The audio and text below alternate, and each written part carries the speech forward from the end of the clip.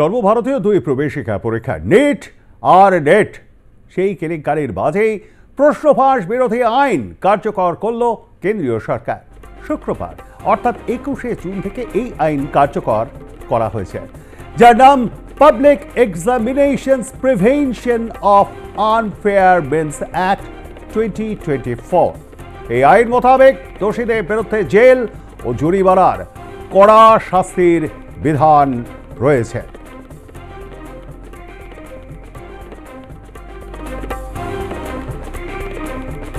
প্রশ্ন ফাঁস বিরোধী আইন সর্বোচ্চ 1 কোটি টাকা পর্যন্ত জরিমানা হতে পারে, সঙ্গে জেল 3 থেকে 5 বছর, কোথাও বা তারও বেশি। এই রকমই কিন্তু রয়েছে এই প্রশ্ন ফাঁস বিরোধী আইনে। আপনাদেরকে জানিয়ে রাখি, এই বিলটি পাস হয়েছিল ফেব্রুয়ারি মাসে, কেন্দ্রীয় সরকার পাস করেছিল, কিন্তু কার্যকর করা হয়নি।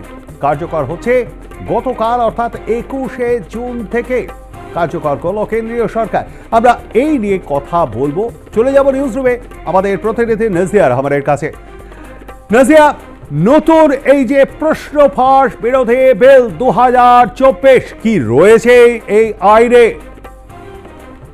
একেবারে যে অভিযোগগুলো উঠছে কেন্দ্রীয় বা সর্বভারতীয় যে সমস্ত স্তরের যে সমস্ত পরীক্ষাগুলো হয় সেই সমস্ত পরীক্ষার বিরুদ্ধে অভিযোগ উঠছে যে পরীক্ষায় দুর্নীতি এবং অস্বচ্ছতা প্রমাণিত হয়েছে।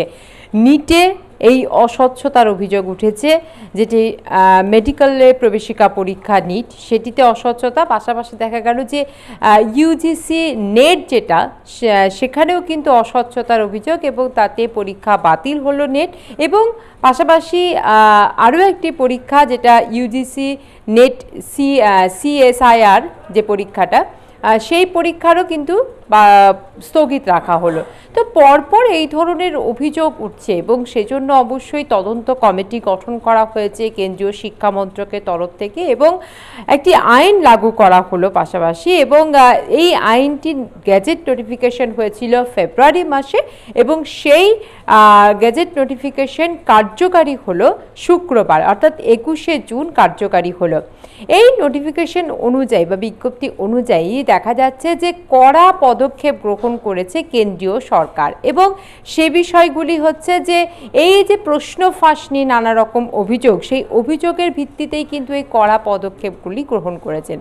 কোনো ব্যক্তি বা কয়েকজন ব্যক্তি যদি এই প্রশ্ন ফাঁসের সঙ্গে যুক্ত থাকেন আর যদি সেটি প্রমাণিত হয়, তাহলে সেই সংশ্লিষ্ট ব্যক্তি বা ব্যক্তিদের 3 থেকে 5 বছর পর্যন্ত জেল এবং 10 লক্ষ টাকা জরিমানা লাগবে, এটি কিন্তু আইনের মধ্যে বলা হয়েছে।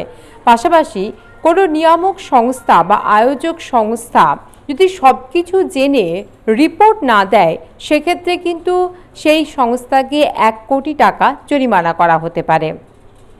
বিভাগীয় তদন্ত চলাকালীন যদি কোনো আধিকারিক এর সঙ্গে যুক্ত থাকেন, তাহলে সেই আধিকারিককেও শাস্তির সম্মুখীন হতে হবে এবং তার বিরুদ্ধে যেটা আইন প্রণয়ন হয়েছে যে সেক্ষেত্রে সে আধিকারিকের 3 থেকে 10 বছর পর্যন্ত কারাদণ্ড হতে পারে এবং পাশাপাশি 1 কোটি টাকার জরিমানা হতে পারে।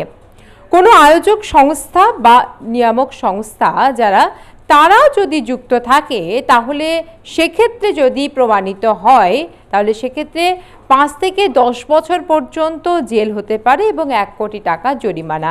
অর্থাৎ জেল এবং জরিমানা দুটি কিন্তু এই আইনের মধ্যে উল্লেখ করা হয়েছে। আর এই আইন যাতে আরও কড়াভাবে এই আইনকে মেনে চলা হয়, সেদিকেও কিন্তু নজর দেওয়া হবে কেন্দ্রীয় সরকারের তরফ থেকে। কেন্দ্রীয় শিক্ষা মন্ত্রক ইতিমধ্যেই কিন্তু এই যে বিষয়গুলি সামনে আসছে, অর্থাৎ নিট নিয়ে যে কেলেঙ্কারি, নিট নিয়ে যে 67 জন প্রথম স্থান অধিকার করেছিল নিটে এবং সে নিয়ে প্রশ্ন উঠেছে, পাশাপাশি নিটের প্রশ্ন ফাঁস নিয়ে অভিযোগ উঠেছে, ইউজিসি নেটের প্রশ্ন ফাঁস নিয়ে অভিযোগ উঠেছে, অস্বচ্ছতার অভিযোগ উঠেছে এবং তার জন্য নেট পরীক্ষা বাতিল করা হয়েছে। শিক্ষক মহলের মতে এতে যুব সমাজের উপরে একটা খারাপ প্রভাব পড়ছে, মানুষ উচ্চশিক্ষা একটা আঘাত হানছে এমনটা কিন্তু মনে করছেন তারা। তার কারণ এই যে পরপর সর্বভারতীয় স্তরের যে পরীক্ষা, আর যারা আয়োজক অর্থাৎ এনটিএর উপরে একটা ভরসা এবং এনটিএ উপরে যে ভরসা ছিল সেটা কিন্তু আস্তে আস্তে কমে যাচ্ছে, এটাও কিন্তু মনে করছেন শিক্ষক মহল থেকে যুব সমাজ প্রত্যেকে। আমরা দেখতে পাচ্ছি যে দেশ জুড়ে এই যে পরীক্ষাকে ঘিরে নানা রকম অভিযোগ, অস্বচ্ছতা, তার জন্য কিন্তু দেশ জুড়ে আন্দোলন চলছে, রাজনৈতিক তরজা চলছে, রাজনৈতিক বিরোধিতা চলছে এবং আমাদের পশ্চিমবঙ্গেও দেখা যাচ্ছে যে বিভিন্ন রাজনৈতিক দল কেন্দ্রের বিরোধিতা জানাচ্ছেন এবং তারা রাস্তায় নেমে বিরোধিতা করছেন।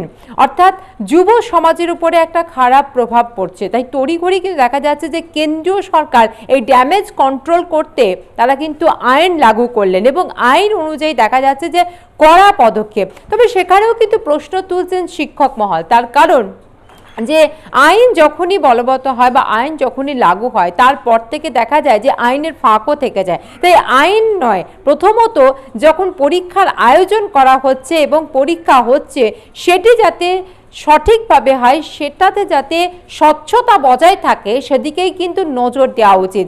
এবং শিক্ষক মহলে একাংশের বক্তব্যই হচ্ছে যে আইন বলবৎ করার আগে স্বচ্ছতার উপরে নজর দেওয়া উচিত। এবং ইতিমধ্যেই কেন্দ্রীয় শিক্ষা মন্ত্রকও কিন্তু এই বিষয়টির উপরে বেশ কিন্তু নজর দিয়েছে, সেটা কিন্তু দেখাই যাচ্ছে এবং তড়িঘড়ি একটি কমিটি গঠন করা হয়েছে এবং সেই কমিটি এই যে নিট নিয়ে যে কেলেঙ্কারি, যে নেট নিয়ে কেলেঙ্কারি হয়েছে সে নিয়ে তারা তেমন তদন্ত করবেন, পাশাপাশি স্বচ্ছ একটি যাতে উচ্চ পর্যায়ে একদমই তাই। অসংখ্য ধন্যবাদ আমাদের এই সঙ্গে থাকবার জন্য নাজিয়া। কথা বলছিলাম নিউজ রুমে উপস্থিত আমাদের প্রতিনিধি নাজিয়ারা আমার এই সঙ্গে। তবে একটা বড় প্রশ্ন থেকে যাচ্ছে যে এই প্রশ্ন ফাঁস বিরোধী আইন 2024 কার্যকর হলো গতকাল অর্থাৎ 21শে জুন 2024 থেকে। তার আগে কিন্তু অপরাধ সংগঠিত হয়েছে, কয়েকজন অপরাধী অমিত আনন্দের মতন কয়েকজন অপরাধী ধরাও পড়েছেন।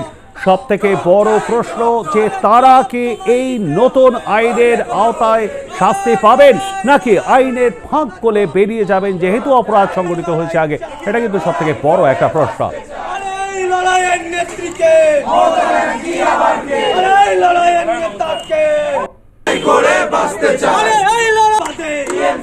সবাই মিলে আওয়াজ তোলো।